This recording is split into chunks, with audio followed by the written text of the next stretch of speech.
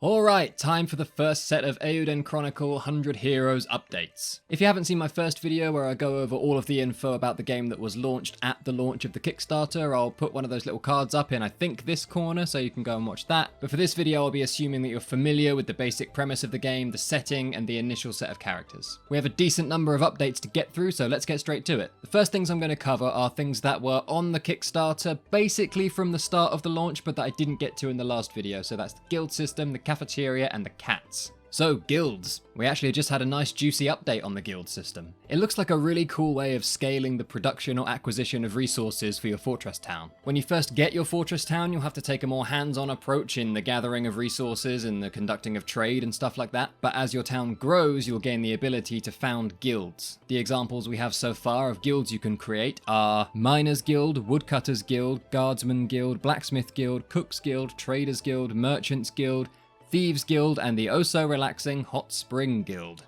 Once these guilds are established, they'll start taking on some of the workload around town and gathering resources related to their area of expertise. As the guilds expand further, you'll be able to put together special detachment parties, which independently go out into the world to complete objectives or gather resources. But the trick is you'll have to make sure that these groups are well balanced. Because, for example, if you don't have a couple of capable fighters in a group and they run across some trouble, they might have to retreat and come back empty-handed.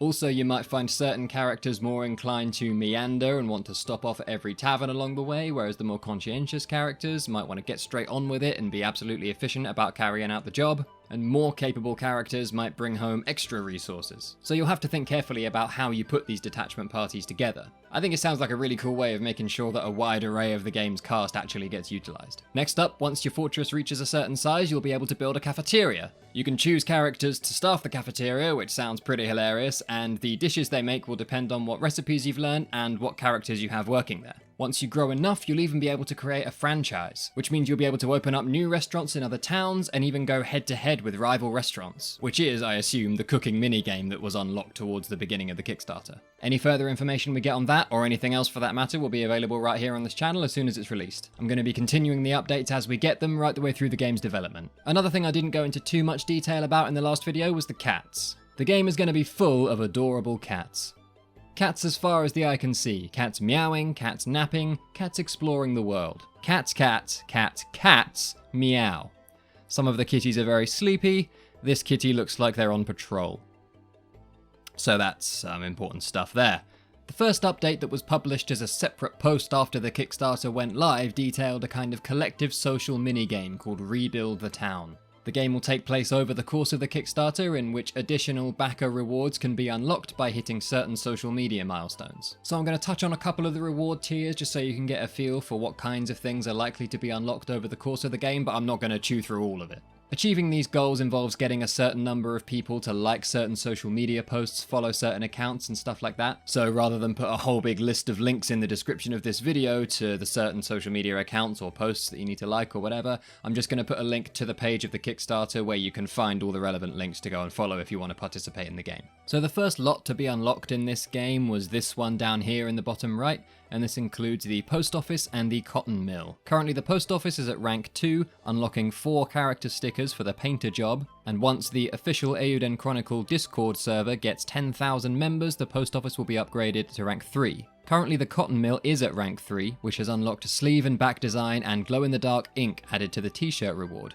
And this building is now fully upgraded, so no need to worry about what to do there. Once those 2 buildings were built, we unlocked the second chunk of the town, which was this area here, which includes the forge, the lumber mill, and the library. The library is currently at rank 2, which means the art book has been increased to a total of 100 pages. Once the official Facebook page reaches 6,500 followers, the library will be upgraded to rank 3, and the art book will then include even more pages. You see how this works. The next section of the town to be unlocked was this one up here, which includes the painter's gallery and the music hall. The next bit was this piece over here, which unlocked the jewelers and the glass blowing factory.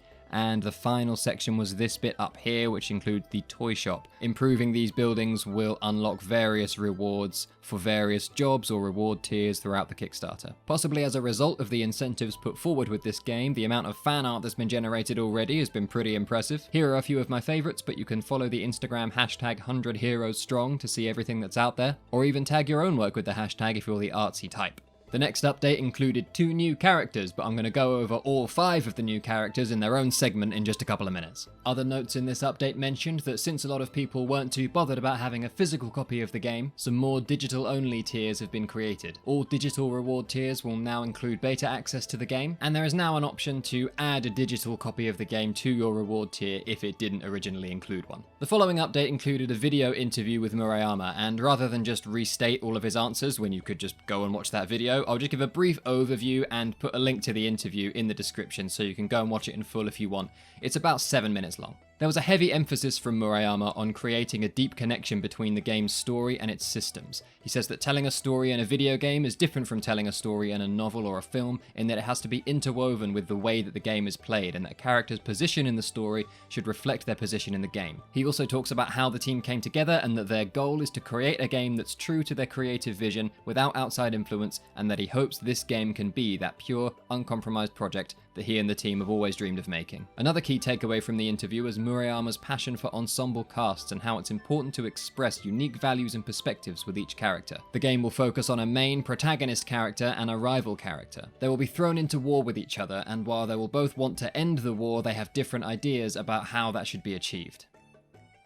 Sounds intriguing. This update also included an interview with video game designer producer Warren Spector. Known for creating games in which the player must make tough moral decisions that will then go on to affect how the rest of the game plays out. Spector talks about how Suikoden was a huge inspiration for him and how it helped shape his understanding of the potential of video games. Moral choices like, do you leave a friend to die in an unwinnable battle so that you can go on to fight for a country that might not survive without your efforts? Asking the deeper question, how important is friendship to you? These kinds of choices have always been present in Murayama's games, and so I think it's safe to assume we'll be faced with some tough moral dilemmas like this in Eiyuden Chronicle as well. On to the next update. There's a lot to cover in this one. First, we'll take a look at the battle system. We still only have this short video and a couple of other screenshots, but as you can see, party members are standing on different places and on different platforms at different heights.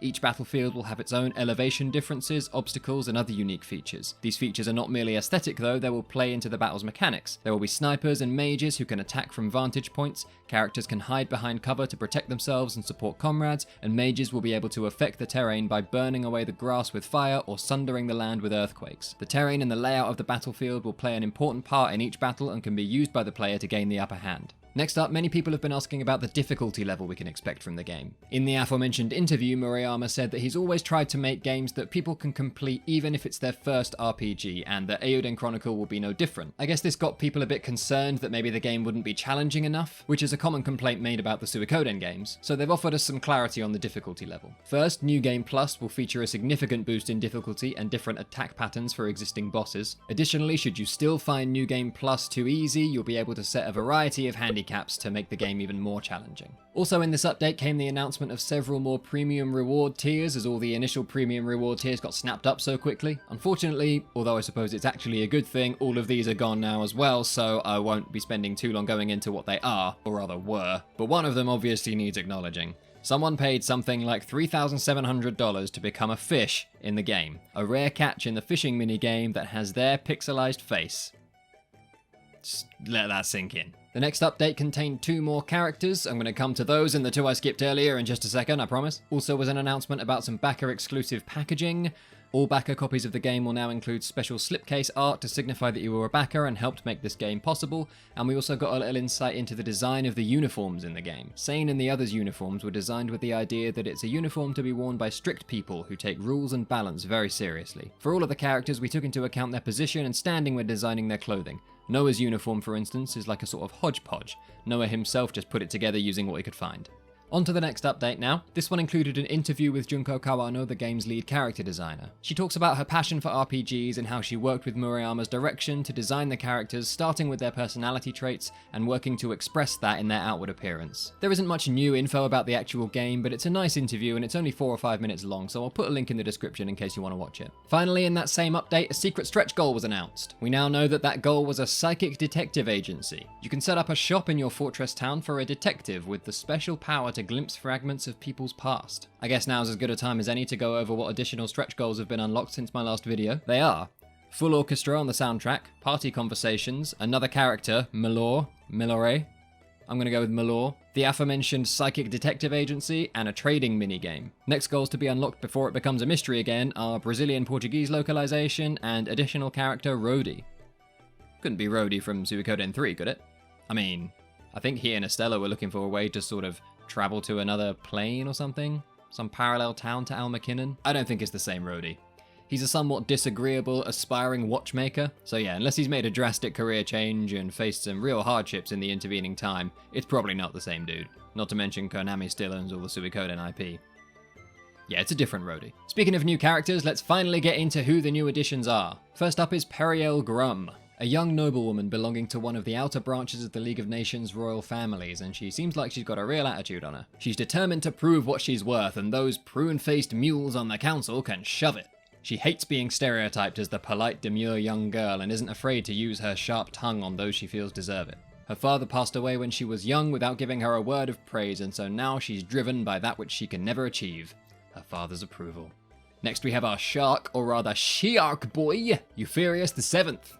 A master commander and general who makes sure to learn the name of every soldier who serves beneath him. His description also mentions that he has secured mercenary work in many a town. So maybe outside of Imper Shiark, he's considered a beastman and therefore a mercenary. But he's definitely a different species to Gar, so maybe he's just a mercenary, unrelated to the beastman thing. Who knows? He seems like on the one hand a fun, gung-ho kind of commander, but also one who will carefully assess a situation and masterfully mount a defense. So it'll be fun to see how those character traits manifest together, I suppose. Next up we have Hildy, Sane Kessling's right-hand officer. She hails from a famous military family, and though a disreputable act attributed to her father has sullied their house's name, she is determined to restore its dignity. She's the kind of incredibly organized super assistant I think we'd all like.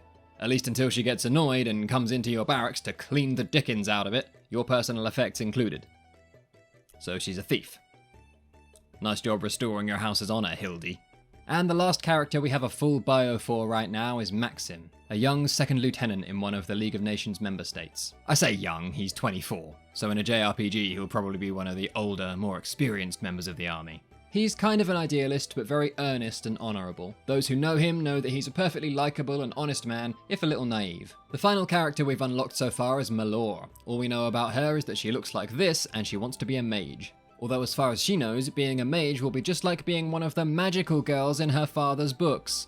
My, what kind of books is father reading? Now on to the final update as of the recording of this video. This update included a more detailed look at the guild system, which was the info I covered at the start of the video, as well as a more detailed look at Rune Lenses. We already knew that Rune Lenses are the backbone of all magical power in Eiyuden Chronicle, but we now know they're going to be devices in which you can sort of mount different runes. The lenses themselves can be crafted into different shapes. Examples given are the back of Marissa's hand and Periel's hairpin. Some valuable lenses are handed down through generations, and some people are even born with them inside their bodies. Rune lenses have huge cultural significance in the world, although that significance can differ from nation to nation and culture to culture. Some of them see them as purely supernatural powers, whereas others see them as divine gifts that represent a communion with God. Each hero's lens is unique and will support runes of different types and quantities. Some might require runes of certain types to be affixed in certain positions, and some may contain specialized runes that cannot be removed. Overall, this feels like a really versatile magic system that's going to allow each player to create a unique and personalized roster of characters. Over the weekend, the Eiyuden Chronicle Discord server hosted an AMA with Murayama. He answered questions for over an hour, and while there wasn't anything groundbreaking revealed during the AMA, there were some interesting questions asked about what was going to be included in the game. So rather than just